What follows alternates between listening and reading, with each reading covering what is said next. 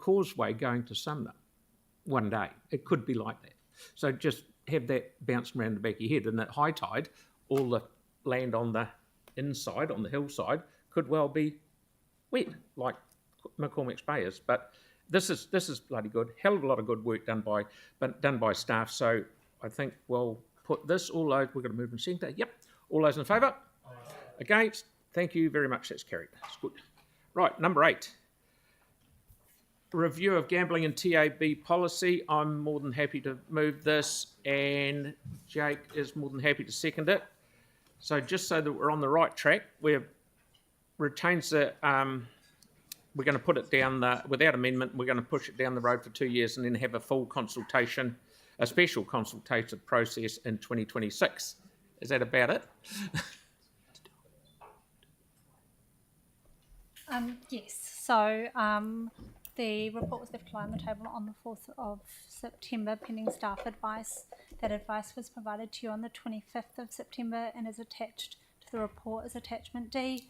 Our advice is that the policy settings remain appropriate if you're looking to continue to focus on reducing gambling availability in order to minimise gambling harm, but it has been a significant length of time since the council last consulted the community, and there is value in undertaking an SCP soon, but there are timing difficulties with respect to 2025 and pressures on elected member and staff time, so we are recommending you retain the policy without amendment for now and bring the review of the next, the review of the policy forward to 2026 and include an SCP. Okay, great. Jake, you got a question, sir? Sorry. So it's 5 I had issue with. I saw it in a previous version of the agenda. Would we... I mean, we can't bind a future council in 2026. Presumably, all options, including rolling over the policy again, would be before that council. Yes. Okay. All right, fine. Happy to support it on that basis. Okay, Aaron? Yeah, I heard in the media this morning, so it's a 50-50, but that we're writing a letter to the ministry, but only on electronic gaming, not online gaming. So we had a briefing with you on the 30th of July, and in that briefing council raised several concerns. You raised concerns about online gambling, about the effectiveness of the policy, and that venue numbers hadn't declined, that there was still concentration of venues in high deprivation communities, and that problem gambling statistics had not declined.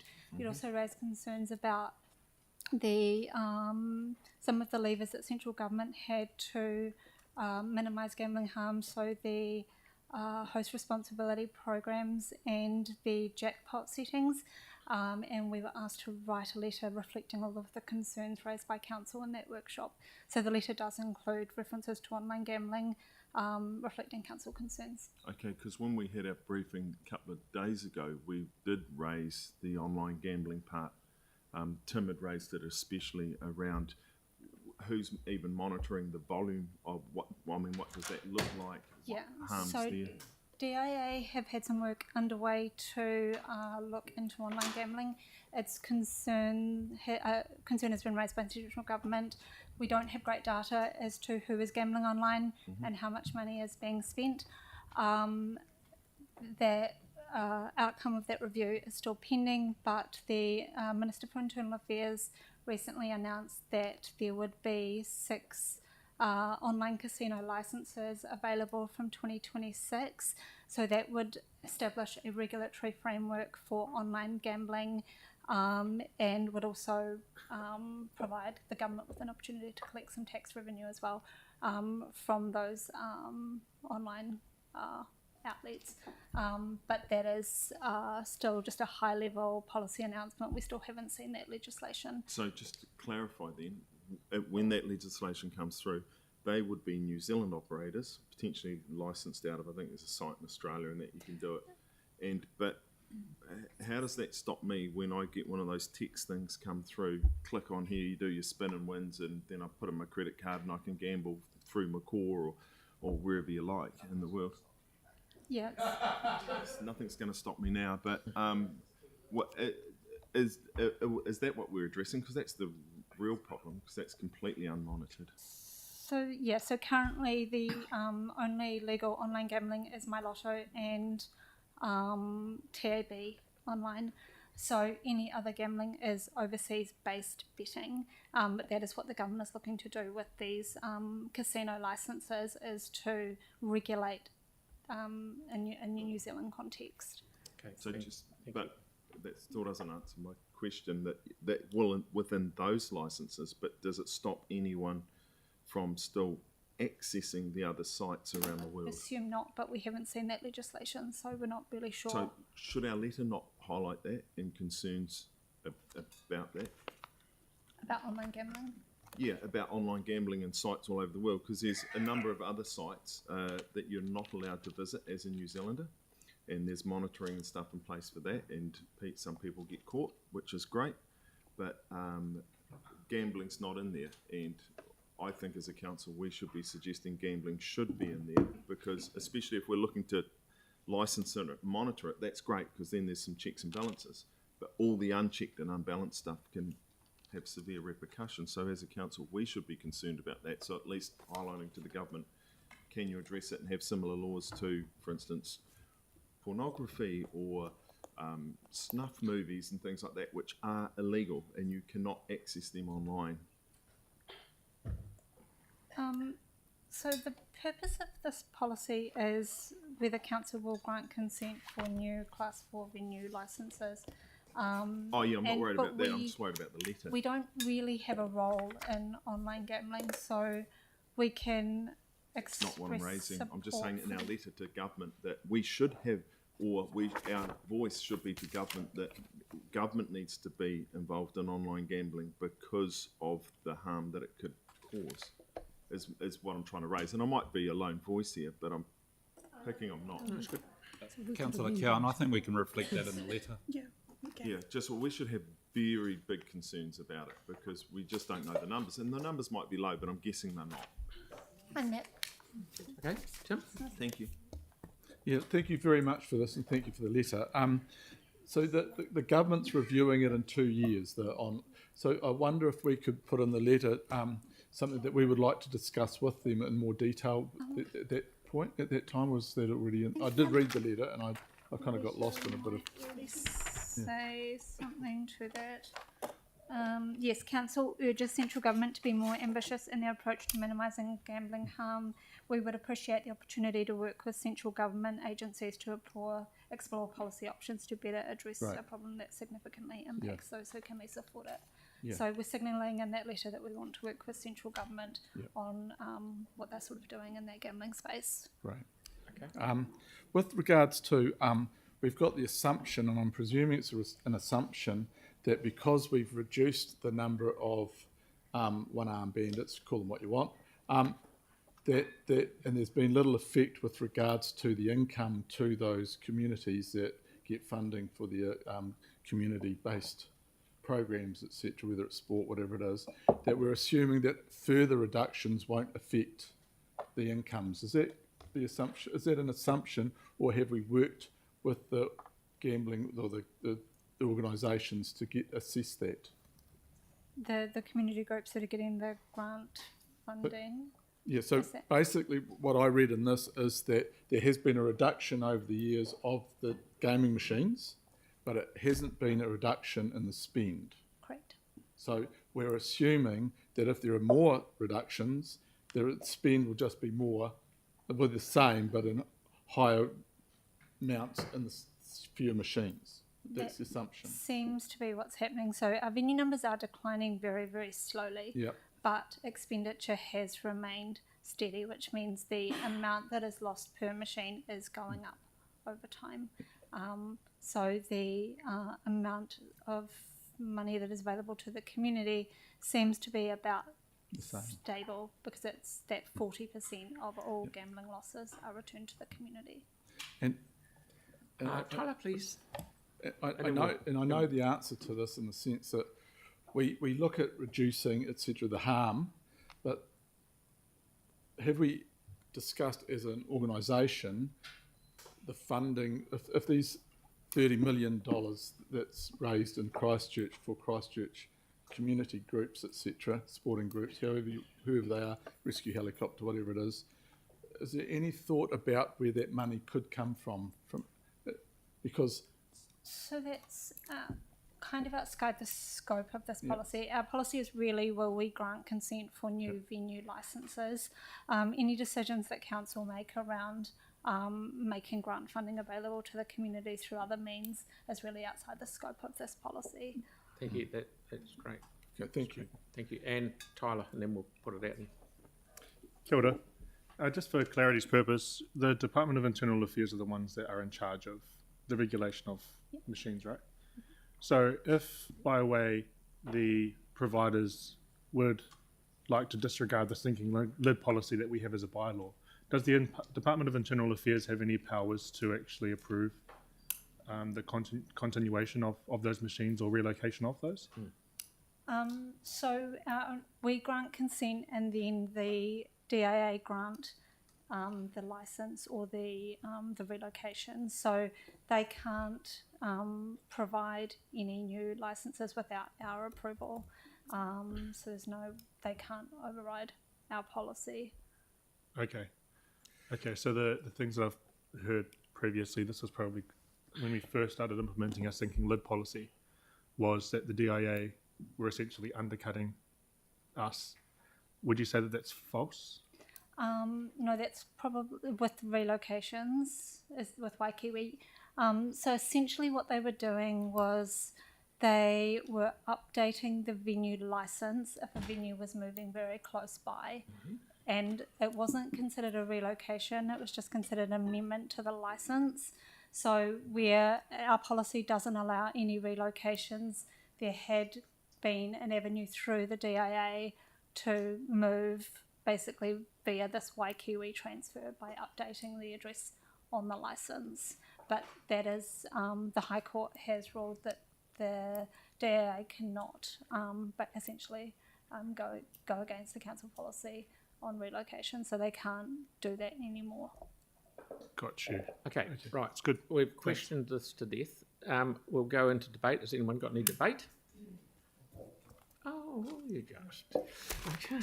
Surprised. I just thank you very much for the work that's done on this.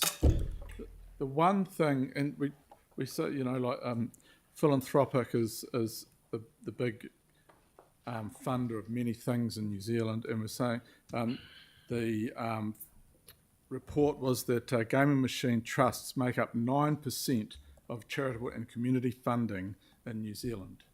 But if we look at the report, that in Christchurch, not to mention the larger areas where you're looking at Canterbury, South Island, etc., and larger organisations, it's $30 million. The groups are vast and very different, etc., but that money is essential to those groups, and whoever they are. We don't have the funds to make up the $30 million. We don't. Our Capital Endowment Fund is $101 million. It's gaining about a bit over 4% because we've done it internally, and that's the right thing to do because it's saving ratepayers' money. But if you look at our $101 million, it's lost value of 8% in the last 2 years because we're not paying back inflation. We're not putting anything back. Inflation, I think, today was announced at about 3.5%, which is the first time in a number of years it's been under 4%. We've got to have a discussion about if we are going to stop and reduce or stop this gambling, how is that going to affect our communities? Because our funding partners have changed their criteria, which have almost pushed some of these groups to this legitimate community funding system, which has been around forever. So I'm just raising the fact that we do have to start an open discussion, and it's good that in a couple of years we will put this out to the community for consultation because we are all into transparency. And we also understand there is the fundings for everything is getting harder and harder to live. So we do have to look at how we go forward with this. We cannot leave organisations just dangling, or they've got to be prepared for a change in what they do. Thank you. Cal? Yeah, look, I'm happy to support this. I'm not a huge fan of gambling, but I think regulated gambling is far preferable. I'm really concerned about online gambling, and I'm glad that DIA is looking at it.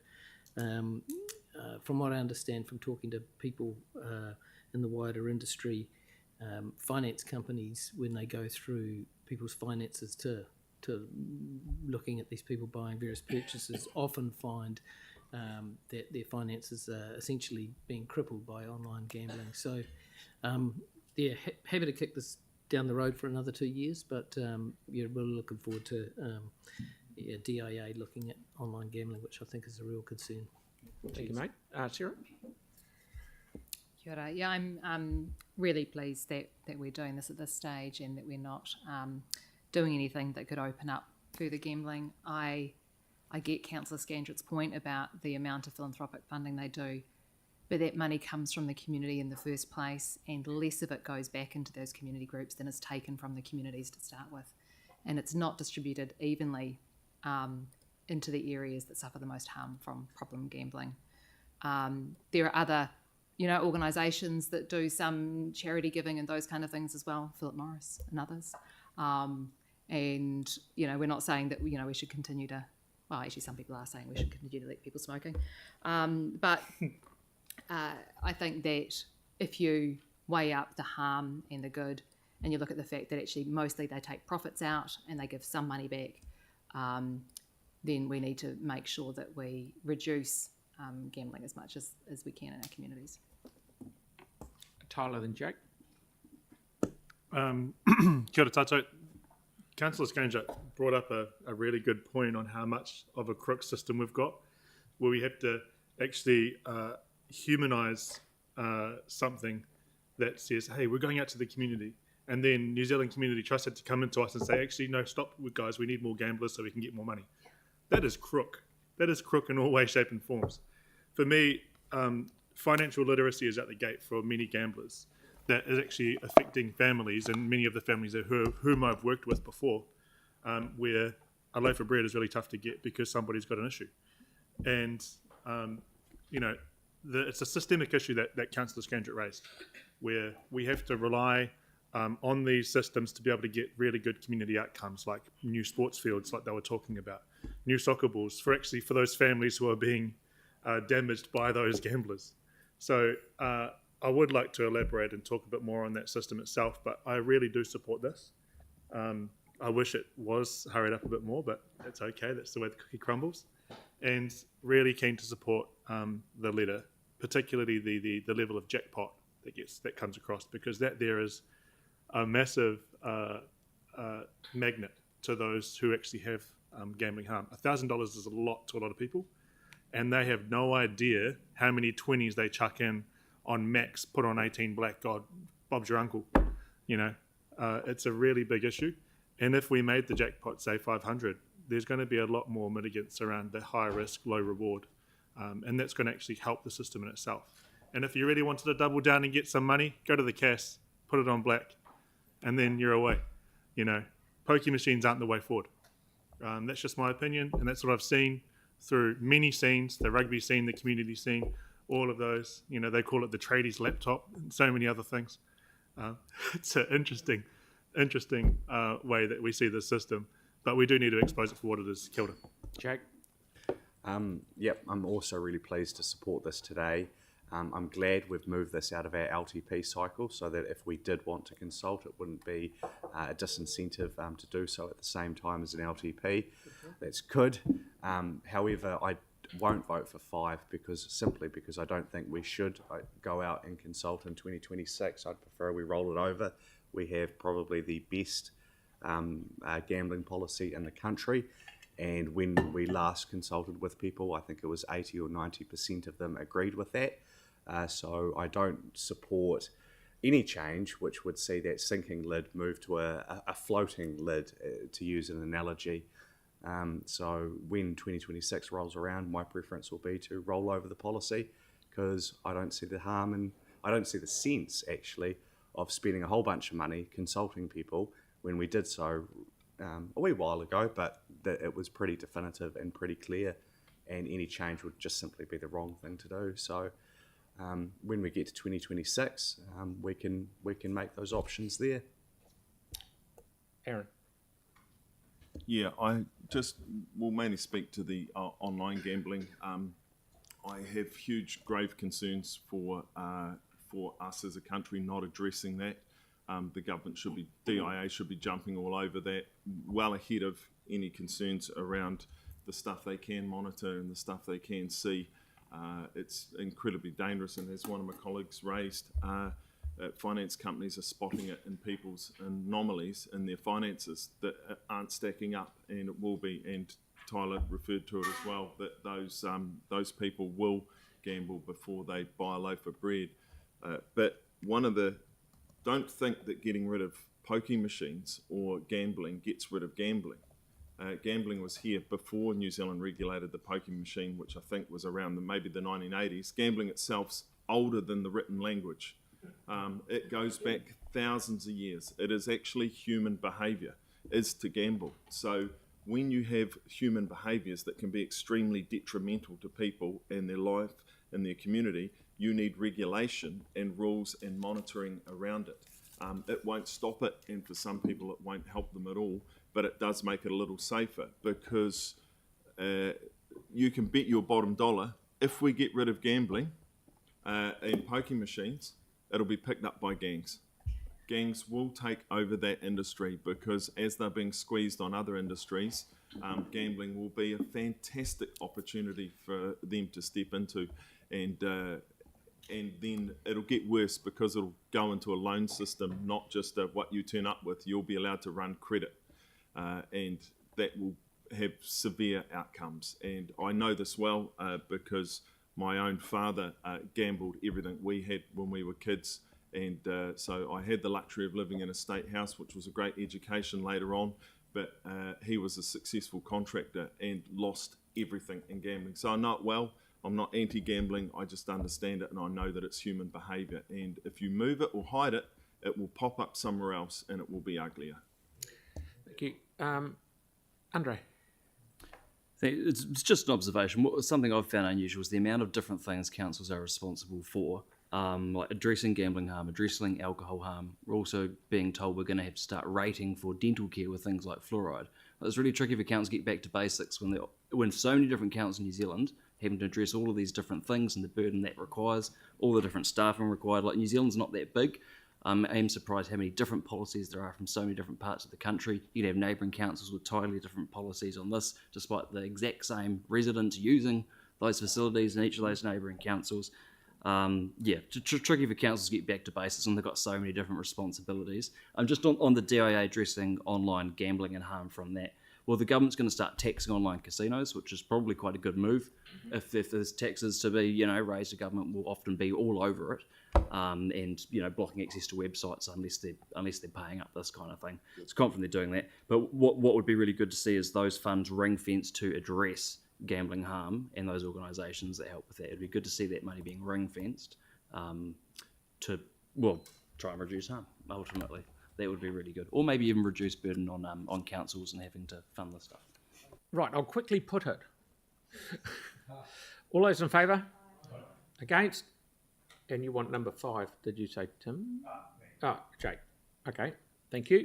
Right, we'll now move on to, and I'm happy to move this, and Tyler's happy to second it, review of dog control policy.